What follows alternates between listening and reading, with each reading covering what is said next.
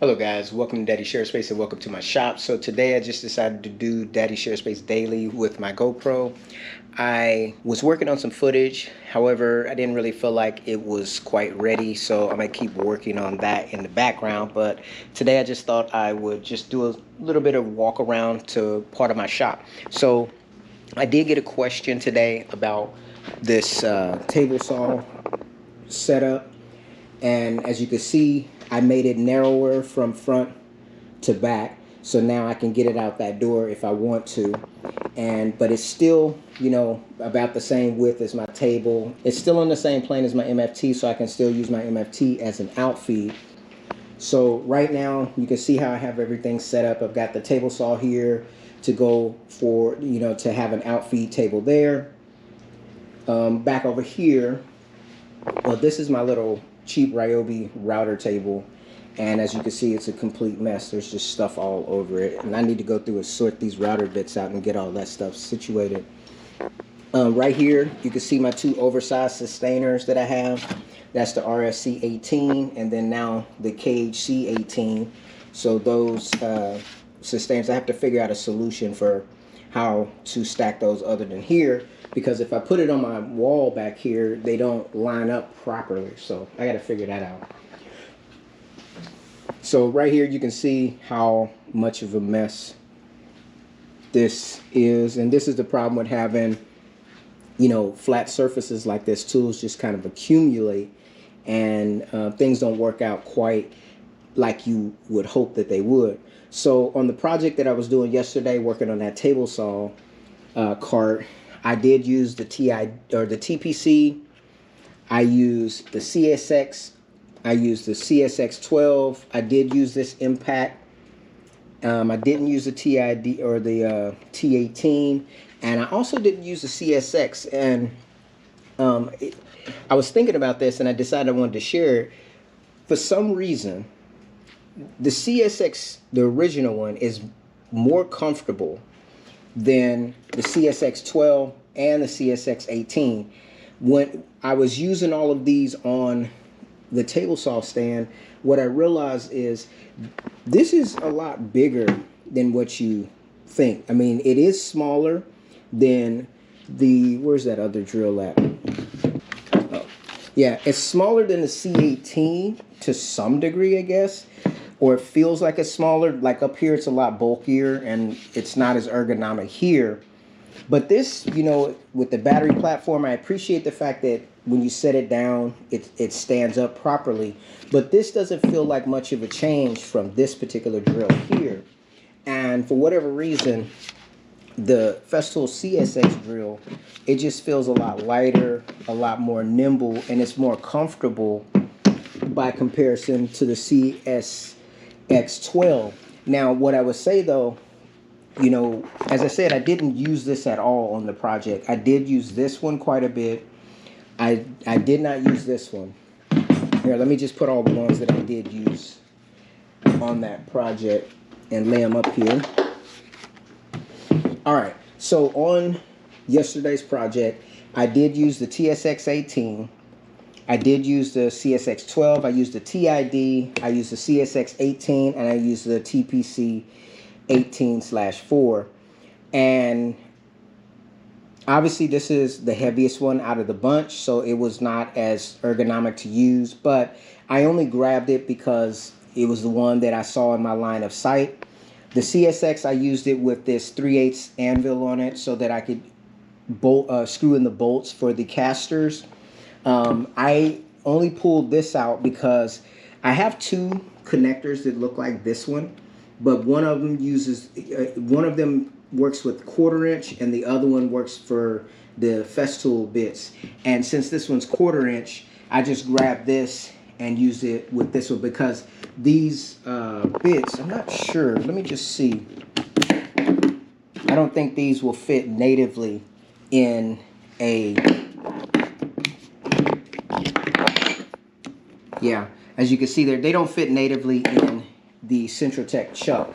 So, and this is a Craig drill bit, and I use that to drill some pocket holes. So that's the reason why I pulled out the TID, was to be able to use this connector Well, I guess I didn't really need the connector to put this in here, but I just, that's what I did. I used this one. This one was very, very comfortable to use. I think the TSX 18 is more comfortable than using the CSX 18. I don't know. I guess, all that time of using a drill in this fashion, it just, this one felt more comfortable. Now, the CSX 12, it did fine. I did find some times where I did want a little bit more power. I kind of made it beep on a few occasions, even though that it was always in the drill mode. After using these two, this one here just felt it felt large. And this one obviously felt even larger. And the only reason why I ended up using all of these these drills was simply because, as you can see, I had the countersink in this one. I had the TX25 in this one. Obviously the Craig in this. And then I was using the Roberts bit in this one, and then the 3/8 anvil here. So even though it's convenient to be able to just switch out your chucks like this right here, it's convenient. In practice, I've not been doing it. I do think maybe I need to try that out one day. Just grab one drill and try to do the whole project with just that one drill, and then actively change the heads. I do like the functionality. That's just, how I feel. But the way I've been using these drills is basically like I use my other drills over there, because they don't have this kind of functionality, or most of them don't. So I guess in a way you could say, well, then why do I have the Festool drill if my primary reason for getting it was the fact that it has this Central Tech chuck, and it has the ability to be able to put different things on it. If you don't use that functionality, then is it really worth paying for it? That is a legitimate question. But because I'm doing YouTube and I'm working in the shop, I think it's very useful for me to pick up as many of these tools as I can when I'm doing builds, so that I can report back and, share with people that do happen to watch the channel what I think and how I feel about the individual drills. Now, going back to the CSX, this one feels, in my mind, and the way when I've handled it, it feels, I'm not saying it's weak, but it feels like I need to be more delicate with this one for some reason. And now that it's basically probably going to be extinct since we have the new one, it makes me kind of want to take it easy with this drill. And that's why I didn't pick this one up. For some reason, this is the updated model. I don't feel quite as apprehensive using this one. It feels a bit more rugged, a bit more robust. So I don't have the same feeling about this CSX 12 as I do about this one, or the CSX, the original one. But I do enjoy the smoothness of this drill. It's very comfortable to use. But when I feel like I may be more so abusing my tools, I think that I'm going to reach more for this one here, and also the TSX. I really did enjoy using this one. It's nice and small. It doesn't feel as big as the CSX 18. The CSX 18, and you can see them right next to each other. They're basically the same class of drill, but all of this extra body really makes a difference. So unless you're just really big into this type of form factor, having the front portion, I think that this one, for me, I think because this is the original T, I believe the T style drill is the one that I started off with years ago, and I think it just feels a little bit more comfortable, even though I have adapted to being able to use the D handle or C handle drill. So I really enjoyed using this one. Now this one right here, I didn't use this one because it was buried up under stuff and I couldn't find it. I mean, if you saw the video, you probably saw a clip. This whole table was covered with stuff, and this area was a mess. So I didn't get to really do any kind of builds today, because I spent my time kind of cleaning up the floor and trying to get things somewhat situated in the shop so that I can find things. And my intent was to start building a rolling cart for this miter saw. This is the 7¼ inch, and then also for this one, which is the 12 inch. I'm gonna use this probably until it dies. And my plan is to make both of these, make a stand for each one that rolls, very small, compact, and then I'll try to create some kind of a wing accessory like this for those saws, just to give them a little bit more functionality. But I want this plate right here, the base plates of both of these machines, to be level with the table saw situation. And that way I can, and narrow enough obviously to roll out the door. That way if I go outside and I do some work, or to give myself a little bit more space, then I can use all my Milwaukee tools like that. Now, underneath here, I kind of got this idea. I think what I want to do is maybe I can add a drawer right here to put the table saw blades and maybe some, you know, some of the accessories like this right here and there. And then I think there's enough room for that here. And then I want to store as many of my Milwaukee tools as I can on this cart and on the cart that I have for that I'm going to make for both of these stands, so that it will give me a little bit more functionality. And I don't know if I'm going to store the stuff down here all the time, but I was thinking if I made a cubby, like say if I cut out a portion here and maybe just store the drill in like this, right? And you know, do the tools like this, and then some down here and across, or maybe make a big drawer that pulls out some kind of way, put some slides on it, and have the tools somehow, or several drawers, maybe 2 drawers, to store all of those tools in there. And then what that would do is give me the ability to use this whole Milwaukee setup like a shop. Now, you see I have these hinges here that I put on this component here. I originally ordered these hinges to make a flip out table for this table saw cart that was going to go on the end going out there. I got a question today, someone asking why didn't I do that, and it's just that I had never gotten around to it. I had those hinges a long time before I finally built that cart and used them there. They just sat in the box.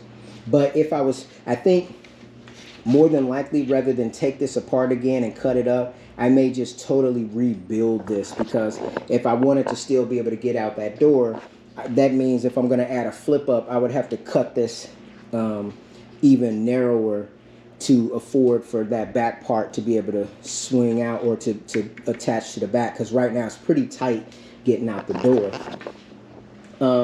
Other than that, so I did right here, so we got the woodpecker squares here, the big ones. I decided I didn't want to wait. I've got the 6 and the 12-inch on the way, so those should be here sometime in the next week or two. And then I'm looking forward to that, because my goal, this is going to be my accurate triangle, the small one, and then of course I've got the 2 big ones, and then now I have my 2 big squares to use, and even the little baby one there. And my goal is to take some of this lumber that I have over here, all this scrap wood, and try to make it into something. You know, I don't know what I'm going to do, but the goal is just project after project after project. You know, I have some redwood down here still that I'm going to use to work on those planter boxes. I need to get more redwood to finish that job. And then, like, this is still, I think, a part of the fence that was outside that I'm going to use to, I think I'm going to use those to make the stands for this here. Now these projects, they're not even going to be anything super sophisticated. Well, I've never built anything super sophisticated. The goal is for me to just make things and get used to using my tools. It's not really to have a perfect product in the end. It's just simply me trying to make the shop more functional. I'm finding a lot of times, like when I was making the stand for the scroll saw, and I started off and I said, hey, you know what? I'm going to start doing some lap joints. And I even put my dado stack in here, which it's been in there ever since.